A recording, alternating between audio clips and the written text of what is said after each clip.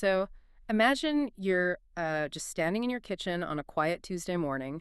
You're going through that totally mundane ritual of making a cup of coffee. Right, the essential morning ritual. Exactly.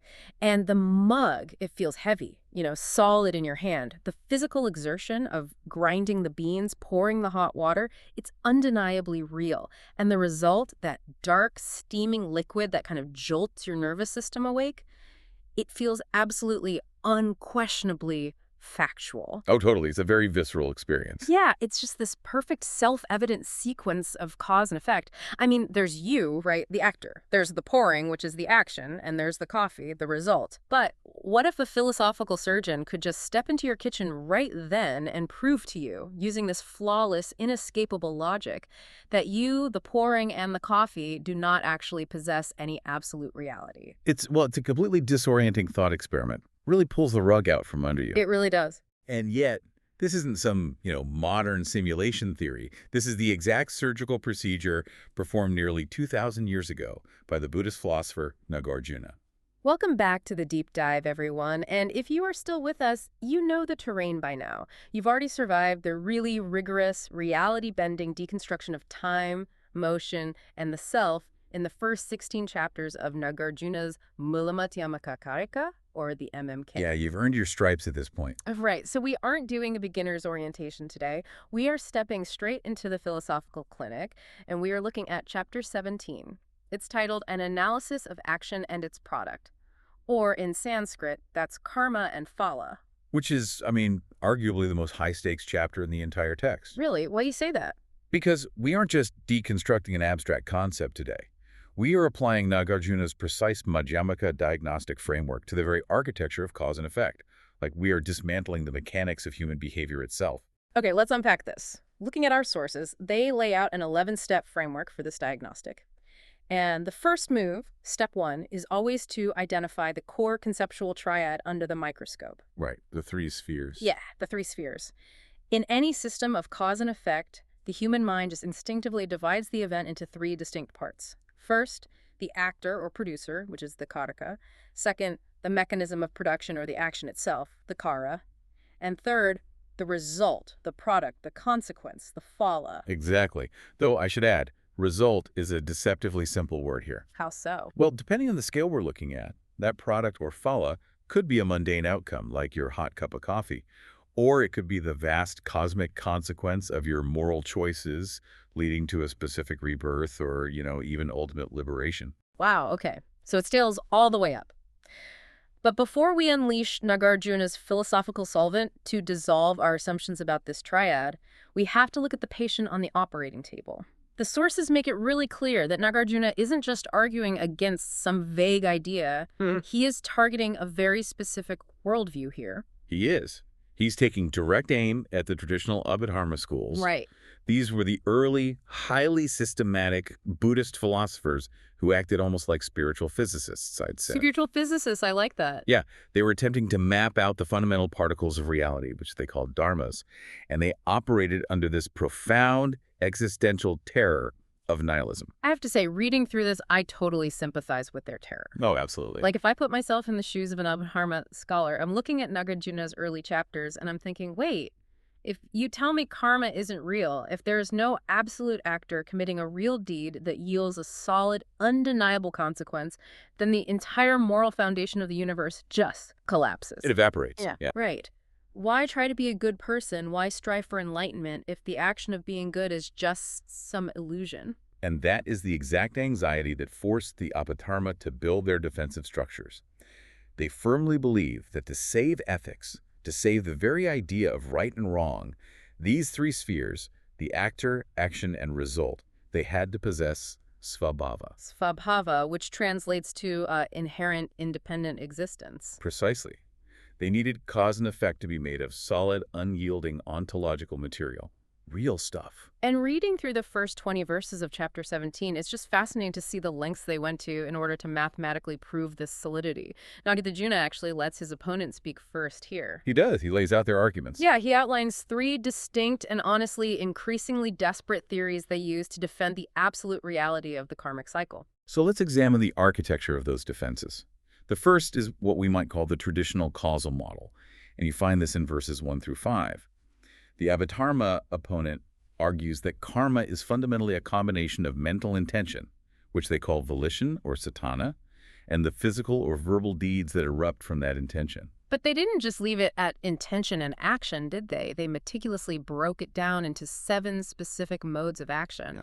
And going through the sources, I mean, this list is incredibly dense. It is very dense, very categorized. Yeah, so they categorize action into sound, which is the verbal component, and gesture, which is the physical bodily movement.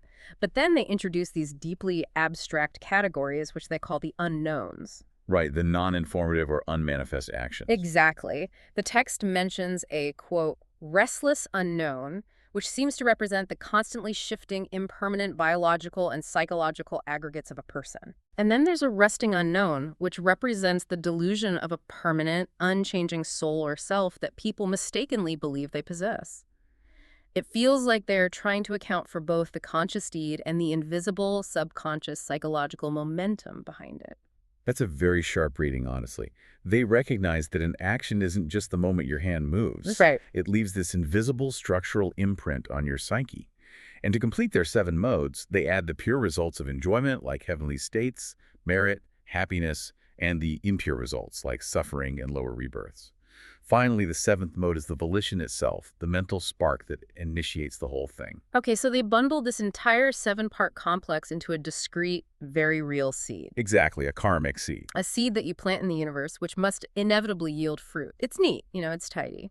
But as I kept reading, it was pretty clear even the Abhidharma realized their seed theory had a fatal flaw. A massive temporal gap. Right. Think about it. If I lie to a colleague today, and I don't suffer the professional consequence of getting fired for that lie until 5 years from now, where exactly was that lie hiding for half a decade? That's the million-dollar question. Yeah, because you can't get something from nothing.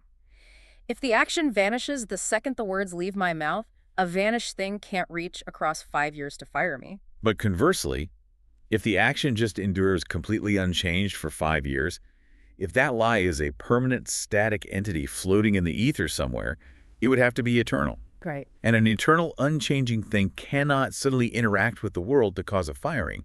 It would just remain unchanged. It's a total paradox, which forces the Abhidharma to pivot to their second defense in verses 6 through 11, the process-based analogy. Yeah, they attempt to solve the temporal gap by arguing that karma is a continuum, a vāsanā. They shift from a static seed to an evolving sprout. Like a plant growing. Exactly. The initial action triggers an unbroken chain of microscopic, momentary events that bridge the time between the deed and the consequence. The sources outline this by saying that practicing the 10 pure paths of action like refraining from stealing or lying or harmful speech initiates a specific continuum that eventually matures into the 5 qualities of desired sensory objects. Beautiful forms, sounds, odors, tastes, and physical touches. They are trying to stretch the action across time like a rubber band. It's a clever workaround, I'll give them that. Instead of one permanent action, you have millions of momentary sequential actions, each just passing the baton to the next until it reaches the result. But the rubber band snaps, doesn't it? Oh, it completely snaps. Because even a continuum is messy. Like, if I get hit by a bus and die, what happens to the continuum of that lie I told? The most rigorous Abhidharma thinkers clearly weren't satisfied with the sprout idea, which leads to their final, most sophisticated fortress in verses 12 through 20, the imperishable force. The aviprasya. They realize that relying on fragile, momentary continuums is just too risky for a universal moral law. So they posit the existence of a distinct, imperishable force generated by the action. The analogy that came to mind when I was reading this is a cosmic credit score. Oh, that's good. Yeah, so the volition, the choice to act, is the swipe of the credit card. The physical action's the transaction.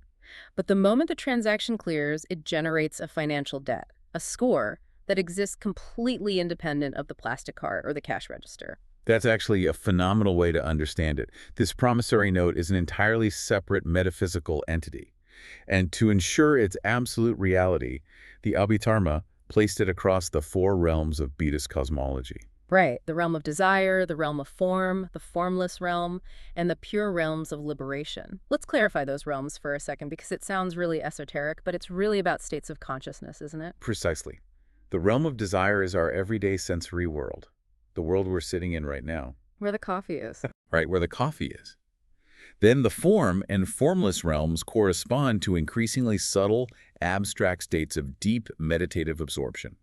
The Abhidharma is essentially claiming that this karmic credit score permeates every possible dimension of existence. It cannot be destroyed by the normal passage of time. It just sits there. It sits there stubbornly real until it is either paid off by experiencing the karmic result or aggressively exhausted through intense spiritual discipline. When you step back and look at these three theories, the seed, the continuum, the cosmic credit score, it is just such a poignant reflection of how desperate human psychology is to build the universe out of solid Lego bricks. That's exactly what it is. We experience reality as this messy, fluid, shifting verb, but our anxiety just can't handle that. So we frantically try to freeze it into nouns. We want the actor to be a solid red brick, the action a blue brick, and the consequence a yellow brick. We just want to snap them together so we know the universe makes sense. It is the ultimate human coping mechanism. But now that the Abhidharma has constructed their impenetrable fortress of Lego bricks, Nāgārjuna arrives with the philosophical heavy machinery to dismantle it. Here we go. We enter the second phase of the diagnostic, the tetralemma. The relentless four-cornered logic. I love this part. Nāgārjuna takes these three spheres and basically forces them through a logical wood chipper. That's a great visual. The tetralemma demands that we test four extreme positions regarding any concept. Are these spheres of karma existent? Are they non-existent? Are they both? Or are they neither? Every single time we apply this, we find that holding any absolute position leads to a catastrophic logical contradiction. Let's start with the first corner then. Existence versus non-existence, looking at verses 21 through 25. Nāgārjuna points out that if an action truly possesses inherent essence, if it is an absolutely real, independent, existent thing, it must be eternal and unproduced. Now, I have to stop here because this is where my brain initially hit a wall. Why unproduced? Like, if I make a cup of coffee, I produced it, it wasn't there, and then I made it. How does claiming the action as real mean it was never produced? You are thinking in conventional terms, which is perfectly normal. But remember, the Abhidharma is claiming the action has svabhāva, inherent, independent reality. Okay. By definition, something with inherent existence does not rely on anything outside of itself. It contains its own total reality. Oh, I see. So if it relies on me grinding the beans, then it is dependent on me. It wouldn't be independent. Exactly. If it has absolute essence, it cannot be the result of a process. It must be a completed, self-sustaining entity from the very beginning. Therefore, logically, it is unproduced. But as you just pointed out, we know actions are produced. We watch them happen in the kitchen. Right. Therefore, the action cannot possibly possess inherent existence. And if the Abhidharma stubbornly insists that, no, yes, the karmic seed is this absolute, permanent, enduring thing, Nāgārjuna shows in verse 25, that this leads to a hilarious absurdity. If the karmic cause is permanent and unchanging, its mechanism of producing a result must also be permanent, which means a ripened act would just ripen again and again and again. It would be a broken record of karma. Yeah, like a broken slot machine that you put one quarter into and it just endlessly vomits out jackpots for the rest of eternity. Sounds nice in theory, but... Right, but if I perform one act of generosity and that karmic seed is absolute, I would just continuously experience the exact same reward, freezing my entire existence into a totally redundant loop. And this is where the Abhidharma opponents usually panic. In verses 23 and 24, you can almost hear them scream in the text, wait, if you say karma isn't inherently produced, then there is no karma. You are advocating for non-production, which means we get something from nothing. Yeah, they say the distinction between a saint and a serial killer completely evaporates. Exactly. They accuse Nāgārjuna of destroying morality altogether. But Nāgārjuna executes this brilliant intellectual judo flip. He counters that it is actually the opponent's insistence on absolute reality that destroys causality. Because if a sinner has an absolute, unchanging essence of sinnerness, they are locked in. They can never be updated or transformed into a saint. Right. Change becomes impossible. And if a karmic action is a perfectly solid, independent Lego brick, it has no open ports. It cannot interact dynamically with the environment to produce a result. By demanding the universe be solid, the Abhidharma accidentally jams the gears of reality. Precisely. If things are absolute, they are frozen. But Nāgārjuna doesn't stop with existence and non-existence.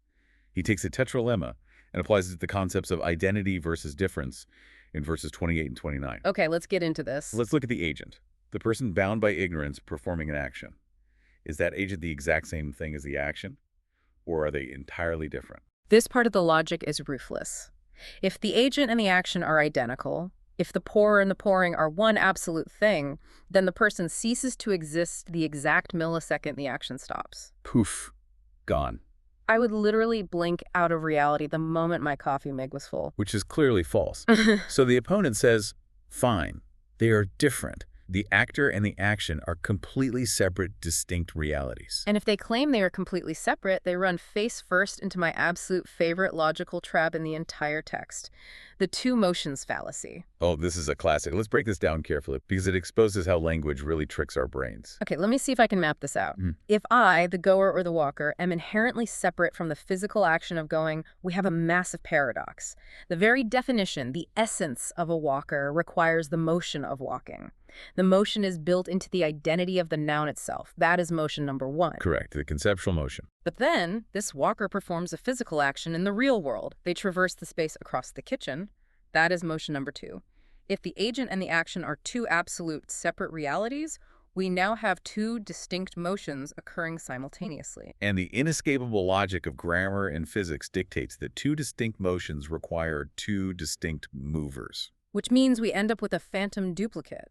We have the absolute essence of a walker who possesses motion but isn't physically moving across the floor, and we have a disembodied physical act of walking just floating across the linoleum without a biological person attached to it. It is utter, literal nonsense. It is absurdity at its finest. When we take the linguistic separation of nouns and verbs, which, let's be honest, are just helpful grammatical tools. Yeah, right, just sounds we make. Yeah, when we project them onto reality as absolute, separate physical truths, the universe shatters.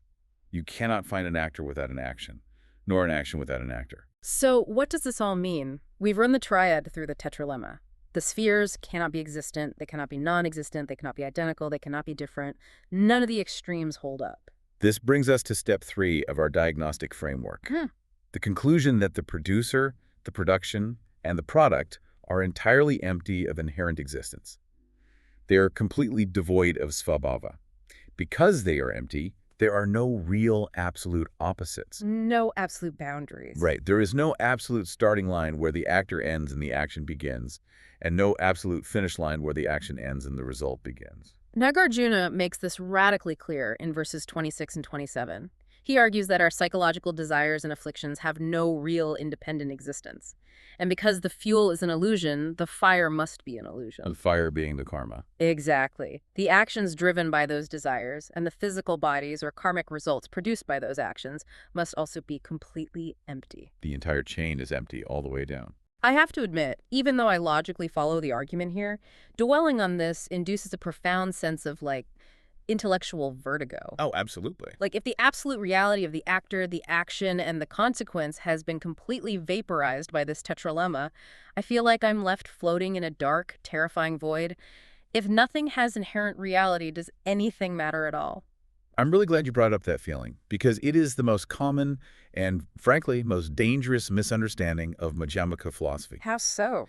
You are looking at the absence of solid bricks and assuming it leaves a vacuum. But emptiness is not nothingness. Emptiness is not a void. In fact, emptiness is the exact, precise mechanism that allows the universe to function. Wait, how does an absence make things function? That feels counterintuitive. This is step 4 of the diagnostic, dependent co-origination. Because things lack a solid, independent essence, they are flexible. Because they are empty, they are able to be inseparable, dependently co-originated, and constantly co-evolving. The actor, the action, and the result only exist in a state of total, shifting mutual reliance. I want to ground this because the sources describe this beautiful feedback loop of what they call the conditioning producer. Let's go back to your kitchen and the coffee. Walk me through the loop without using absolute Lego bricks. Okay, I am the actor, the producer, but I don't just, drop into the kitchen from another dimension as a blank slate. I am a conditioned producer. I arrive in this exact millisecond, heavily shaped by my past karma, my genetics, the amount of sleep I got last night, my lingering anxiety about a work deadline later today. I am a fluid aggregate of past conditions. Yes, you are deeply conditioned. And from that state, you perform an action. But the action isn't an isolated event.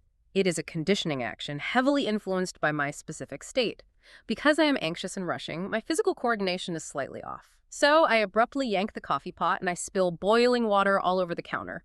The action yields a product, a result, a painful burn on my hand, and a puddle on the floor. Now, in the Abhidharma's view, that is the end of the line. The brick has been laid, Right. but in dependent origination, the loop never stops. Right, because the result instantly feeds backward. The physical pain of the burn and the psychological frustration of the mess immediately update me, the actor. I am no longer the person who walked into the kitchen 2 minutes ago. We're changed.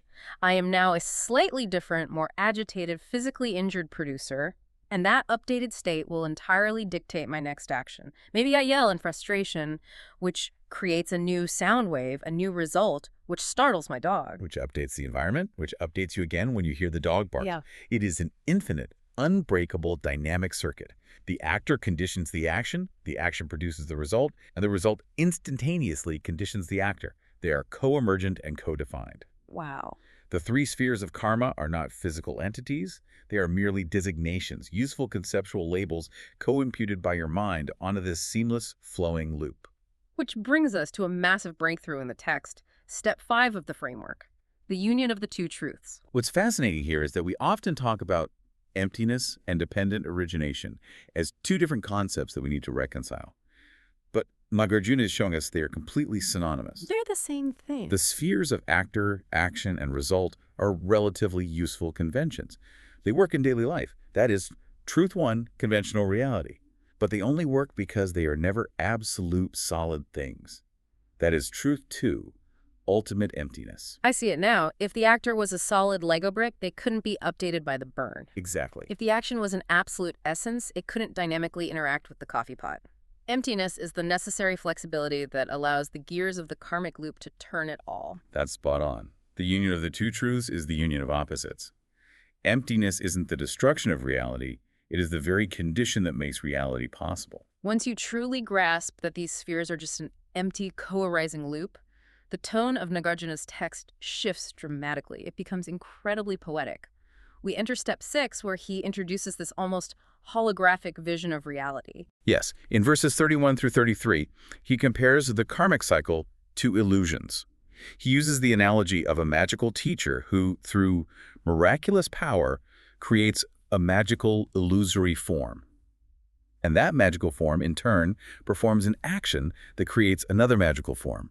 The actor, the action, and the result are exactly like this. In verse 33, he concludes that defilements, actions, bodies, agents, and fruits are like a fairy castle, a mirage, a dream. They are there, yet not there. It is a stunning metaphor for interdependent reality. I hear the poetry, I do, but I have to push back hard on this. Okay, let's hear it. I need to aggressively channel the listener's everyday lived experience right now, because this is where philosophy usually loses people. Let's call this the brick wall problem. The brick wall problem. I like it. Lay it on me. If I am walking down the street, completely distracted by my phone, and I walk headfirst into a solid brick wall, my nose breaks. The cartilage snapping is a physical event. The blood running down my face is undeniably real. The searing pain in my nervous system is real. The massive medical bill I am going to have to pay is definitely real. Unfortunately real. How on earth can you, or Nāgārjuna, look at me bleeding on the sidewalk and tell me that the wall, my action of walking into it, and the resulting injury are a fairy castle, a mirage? Frankly, it sounds dismissive of actual physical suffering. It is the most vital pushback you can offer. I'm glad you brought it up. Because if we don't clarify this, Madhyamaka just sounds like spiritual gaslighting or radical solipsism. Right, like none of it matters. We have to draw a razor-sharp distinction here between conventional function and absolute essence. Walk me through the difference, because right now that wall feels absolute. When Nāgārjuna says the wall is a mirage, he is not saying as a hallucination. He is not claiming that if you close your eyes, hum a mantra, and believe hard enough, you could just phase through the brick wall like a ghost. Okay, good. The conventional function of the wall is flawlessly real. The atomic structure of the fired clay interacting with the biological matter of your face, causing a rapid electrical response in your nervous system that is dependent origination working exactly as it should. The physical collision breaks your nose. Okay, so if the physical collision is real and the pain is real, where exactly is the illusion? What part is the mirage? The illusion lies entirely in your mind's instantaneous subconscious projection of an absolute essence onto that wall. Your mind assumes it possesses an eternal, independent wallness. But it's just a wall. Is it? Let's zoom in. On a quantum level, that brick is 99.9% empty space and shifting fields of probability. There is no solid border. Fair point. Now let's zoom out. On a geological timescale, it isn't a wall at all. It was clay in a riverbed. It was baked in an oven by a temporary application of heat. It was stacked by a human being. And in a few hundred years, it will erode back into dust and blow away. It is not a permanent thing. It is a temporary, highly conditional event. Wow. I see. But our minds are so desperate for stability that in the fraction of a second before you hit it, your brain projects a solid, unyielding, permanent identity onto that temporary cluster of conditions. That projected essence is the mirage. Ah.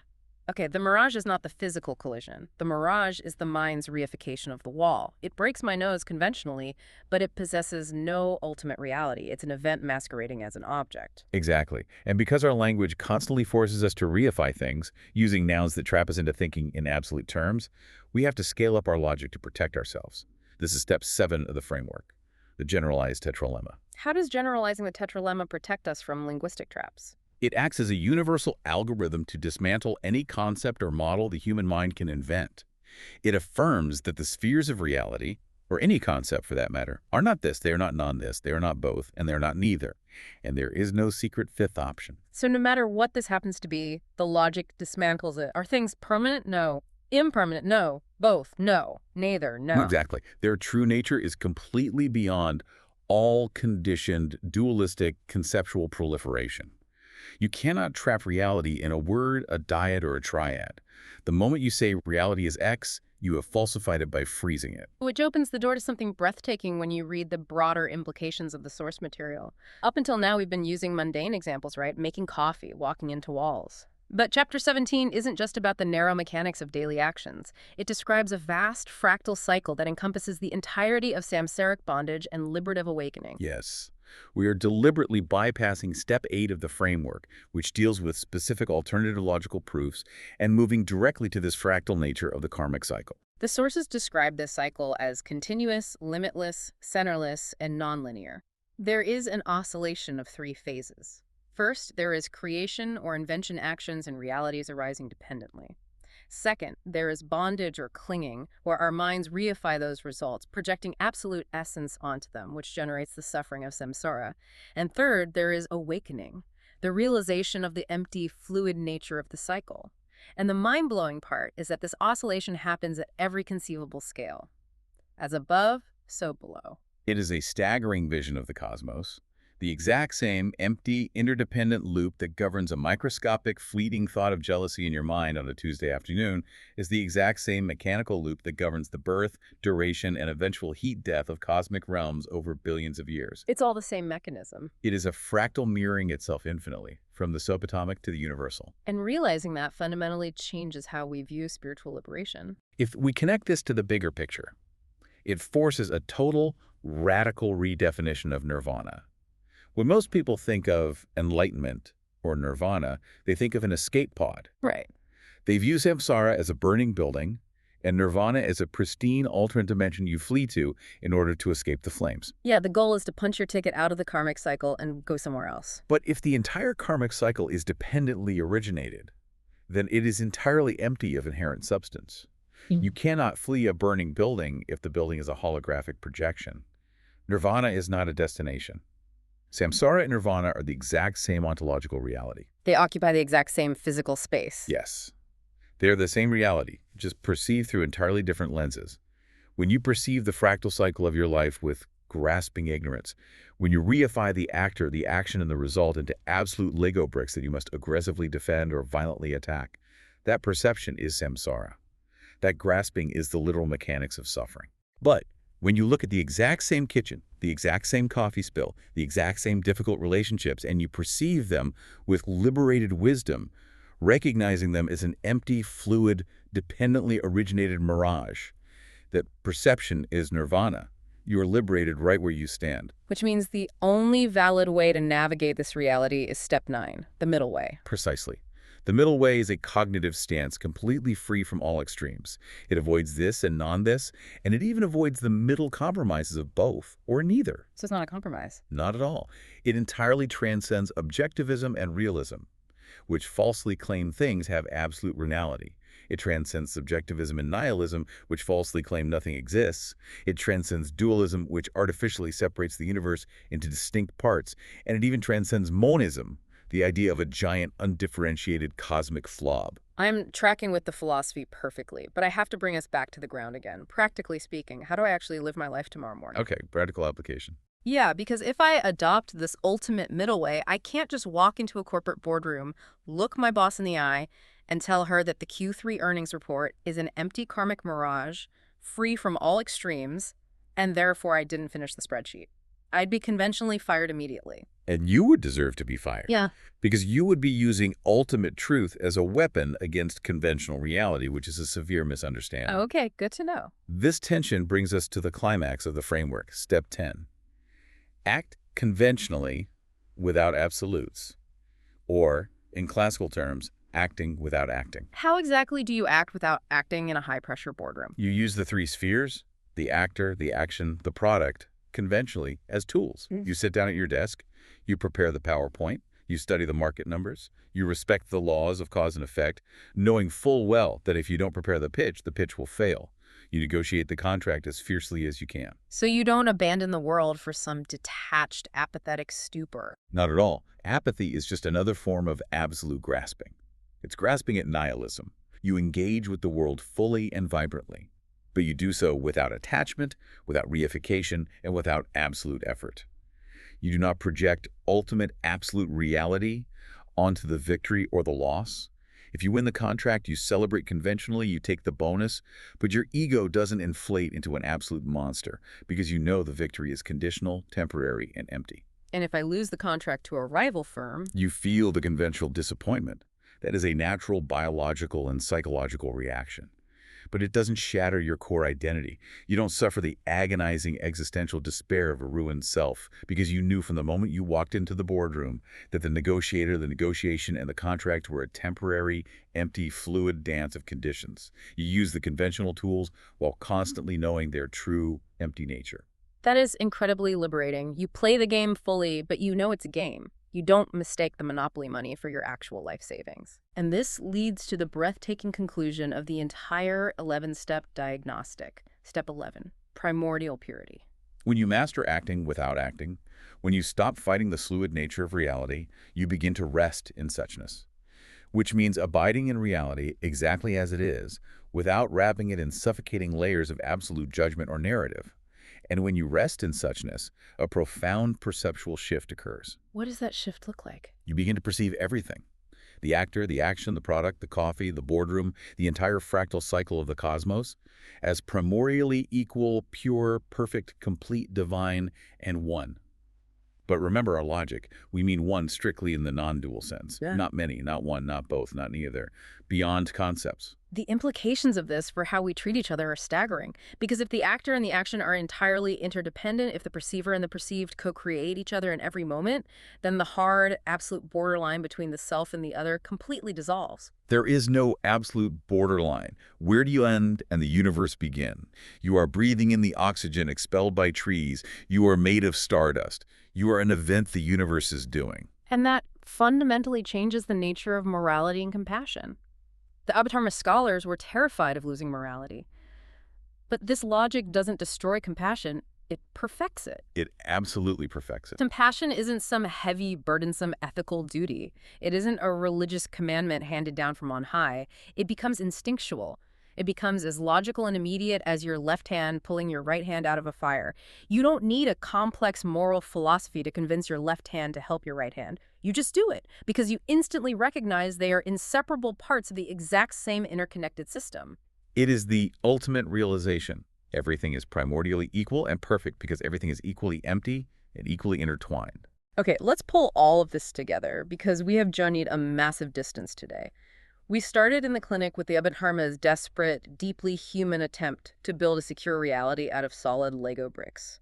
7 modes of action, continuums, imperishable cosmic credit scores. We took Nāgārjuna's Madhyamaka solvent, the tetralemma, and we systematically vaporized the absolute reality of the producer, the production, and the product. But instead of leaving us in a dark, terrifying void, that emptiness revealed a limitless, centerless fractal loop of dependent origination. We proved that causality functions beautifully and flawlessly, without any inherent continuity and without total discontinuity.